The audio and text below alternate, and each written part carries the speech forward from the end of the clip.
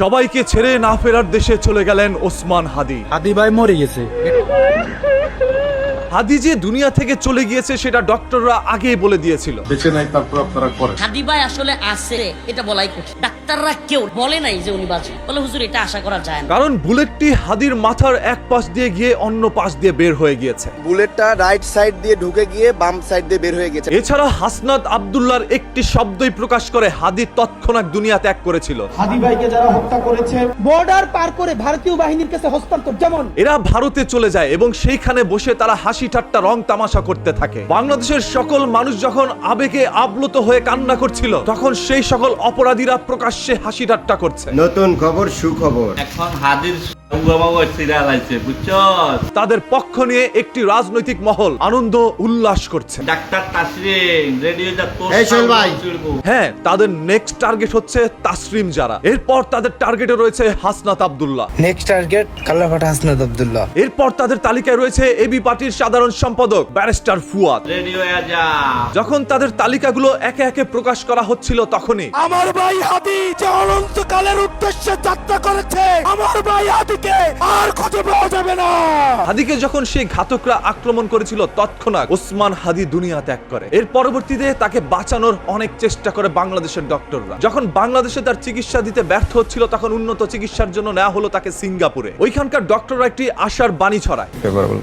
বলা হয় হাদি আবারও ফিরে আসবে। তবে হাদি বাংলাদেশে থাকা অবস্থায় যে দুনিয়া ত্যাগ করেছে, এটা হাসনাত আব্দুল্লাহর একটি ভাষায় প্রকাশ হয়। হাদি ভাইকে যারা হত্যা করেছে, কারণ এই হাসনাত আব্দুল্লাহ তাকে হসপিটালে দেখতে যায় এবং দেখার পর সেখানে বসেই তারা কান্না করে। ওসমান হাদির উইকেটটা পড়ে গেছে। যখন পুরো বাংলাদেশের রাজনৈতিক মহল থেকে সাধারণ জনগণ পর্যন্ত এই ওসমান হাদির জন্য কান্না করছিল, তখনই এরা এসে আনন্দ উল্লাস এবং যে হাদির উপরে হামলা করেছে তাকে পুরস্কার দেওয়ার ঘোষণা করে। আমার একটা দাবি দেশবাসীর কাছে, ওসমান হাদিরে যে আহাম করছে এর বড় ধরনের একটা পুরস্কার দেওয়া হোক। একজন মানুষ কতটুকু হিংস্র হাইনাতে পরিণত হলে এই সকল কথাগুলো বলতে পারে, নিজেরাই চিন্তা করে দেখে। এবং ঠান্ডা মস্তিষ্কে একজন মানুষের জীবন কেড়ে নেওয়া এদের কাছে মামুলি বিষয়। এই ভাই একজন আওয়ামী লীগ খাঁটি।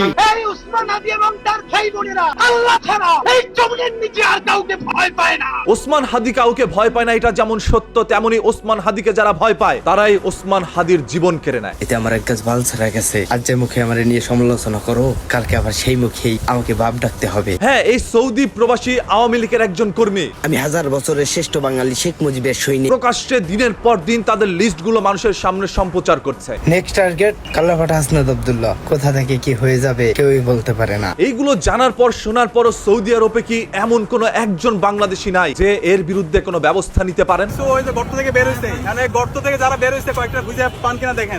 পোলাপান বসে আছে গর্ত থেকে কয়েকটা, যেগুলো হচ্ছে হাসিনার এই যে বলার পর যেগুলো আইতেছে, পোলাপান পিটাইয়ে লাল করে ফেলবে, ঠিক আছে? হয়তোবা সেই কুলাঙ্গার বিদেশের মাটিতে থাকে, তবে তার পরিবার তো দেশে থাকে। আমার কারণে আমার পরিবারের উপরে যদি কোনো আঘাত আসে, খোদার কসম কাউকে ছাড়বো না আমি। সবই কেয়ারফুল। এরকম কিছু সন্তানের জন্যই পরিবাররা সমস্যার সম্মুখীন হয়। ভয় দেখিয়ে মুজিব সৈনিকদের দাবিয়ে রাখা যাবে না। নিষিদ্ধ আওয়ামী লীগ সংগঠনটি কেন এই ওসমান হাদির উপরে এতটা ক্ষিপ্ততা প্রকাশ করছে? লীগের মতো একটা গণহত্যাকারীরে পিটাইতে পারে একটা জেনারেশনের সৌভাগ্য না? এতে আমার এক গাছ বাল ছেড়ে গেছে। কিন্তু এদের যে ন্যূনতম কোনো রিগ্রেট ফিলিং নাই এত হত্যা করার পরও, এখন মনে হইতেছে এটার কাজা কাফারা আদায় করা দরকার। হ্যাঁ, এই কারণেই তারা কেড়ে নিয়েছে এই ওসমান হাদির জীবন। আগামী ফেব্রুয়ারির পরে অপারেশন ক্লিন হার্টের নামে কয়েক হাজার ইসলামপন্থীরে মারা লাগে, মারবে, মনে রাখবেন। এই কথাটি শোনার পরে জুলাই সংগ্রামী যারাই রয়েছেন তারা সবাই একটু নিরাপদ অবস্থানে থাকেন। যেই কোনো সময় হাদির মতো করে আপনার অজান্তেই একটি বুলেট এসে আপনাকে ক্ষত বিক্ষত করে দিতে পারে। বাংলাদেশের সকল মানুষ তখন কান্নায় ভেঙে পড়লেও একটি রাজনৈতিক মহল তারা মিষ্টি বিতরণ করবে। এক একটা রাজাকার মরবে আর 10 কেজি করে মিষ্টি দেওয়া হবে মসজিদের মিলাতে। তাদের কাছে মনে হবে সেটাই তাদের বিজয়। হ্যাঁ, বাংলাদেশের কোনো পুলিশ যেন কোনো রাজনৈতিক দলের জন্য কাজ করতে না পারে, আর যেই সকল পুলিশরা রাজনৈতিক দলের জন্য কাজ করছে তাদের চাকরিচ্যুত করতে হবে। এই বেটার তো গরাদানে গুলি করে দিছে, এনে হাসপাতালে বয়ে বয়ে কওগা দিল্লি লড়া। বিদেশে বসে একজন পতিতা পর্যন্ত আজ রাজনৈতিক মহলগুলো নিয়ে হাসি ঠাট্টা করছে। এই আসিফ নজরুল বুইরা বাড়া সিরুনি দেখছস না? সিরুনিতে গাওয়ায় মনে কর যে তোর যে কটা দাঁড়িয়ে আছে না উঠে গেলাম। পরবর্তীতে যখন আবার আশেপাশের মানুষগুলো বলছিল তুমি পতিতার কাজ করো, তুমি কেন রাজনৈতিক মহলে গিয়েছো, এরপরে সে ক্ষমাও চায়। দেশ ও জাতির কাছে আমি দুঃখিত।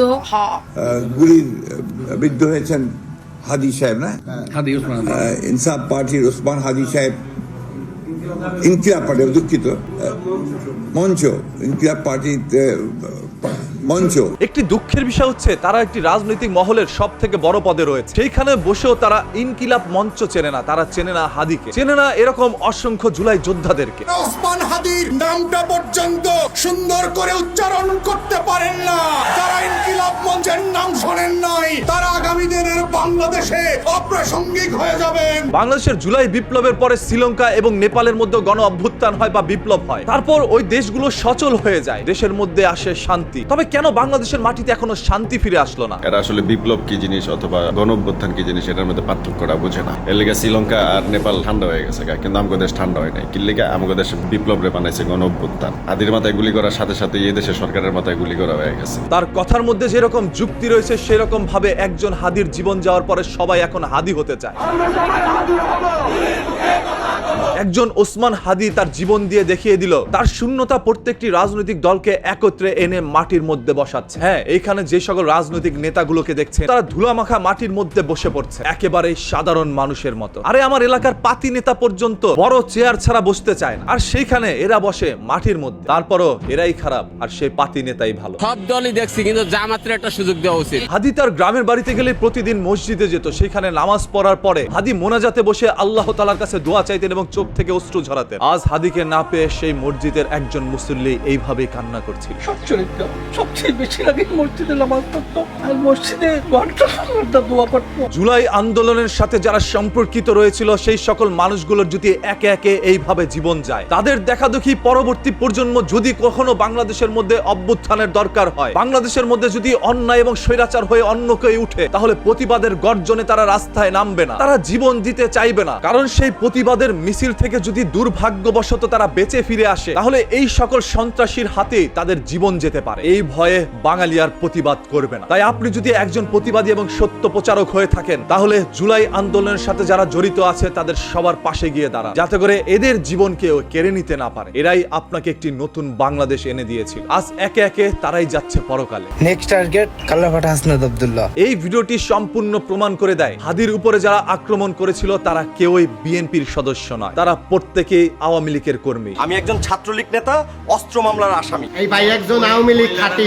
জয় বাংলা। যেটারই প্রমাণ তারা নিজেরাই দিয়েছে। বাংলাদেশ ভারত, হ্যাঁ ভারত বাংলাদেশ ভাই ভাই। যদি তাই না হতো তাহলে বাংলাদেশ থেকে একজন অপরাধীকে ভারতে আশ্রয় নিতে পারত না। তবে তারা শুধুমাত্র একটি দলের ভাই, সমগ্র বাংলাদেশের নয়। বাংলাদেশকে বাঁচাও, স্বাধীনতা বাঁচাও, সার্বভৌমত্ব বাঁচাও। ইয়া রব্বে কারীম, তুমি আমাদেরকে মাফ করে দাও, তুমি আমাদের অন্তরের দিকে এই মুহূর্তে তাকাই দেখো। হাদি ভাইয়ের জন্য সবাই দোয়া করেন যাতে করে মহান আল্লাহ তাআলা তাকে বেহেশত নসিব করে যদি তিনি দুনিয়া ত্যাগ করে থাকেন। আর যদি তিনি এখনো বেঁচে থাকেন, তাহলে বাংলাদেশের মধ্যে নতুন একটি ইতিহাসের জন্ম নিবে, যেই ইতিহাসে সবাই বলবে আমরা সবাই